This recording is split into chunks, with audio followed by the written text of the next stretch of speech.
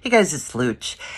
Todd Haynes has made a documentary about the Velvet Underground, and Todd Haynes' track record is pretty interesting. He made also Velvet Goldmine. I didn't like that movie, but when am I ever gonna like a reimagining of a Bowie movie? Anyways, he's very much involved in music and documenting music and making interesting films. Now, the Velvet Underground, it seems like a no-brainer. If you can talk to anybody who's still alive, it's like you got a great film.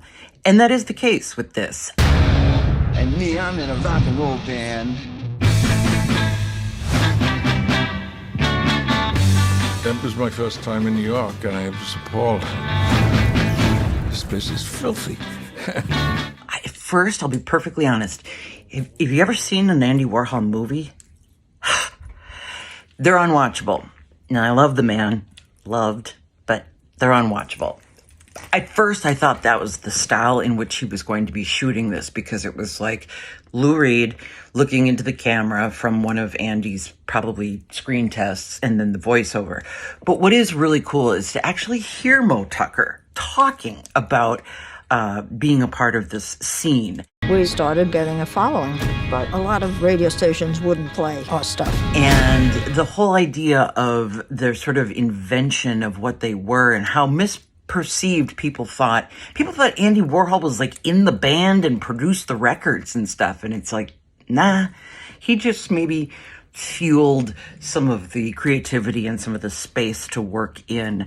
But it is really cool because Todd Haynes, obviously, he doesn't want to capture like a definitive version of VU, which maybe there isn't one. But it was out of necessity because there's a lot of footage that I'd never seen before that still exists that clearly he got his hands on, which are great. And then the interviews with everyone is truly amazing. Lou Reed was not a very happy guy. And if you've ever read any of his biographies, you know, he was tormented about so many different things, his sexuality being one.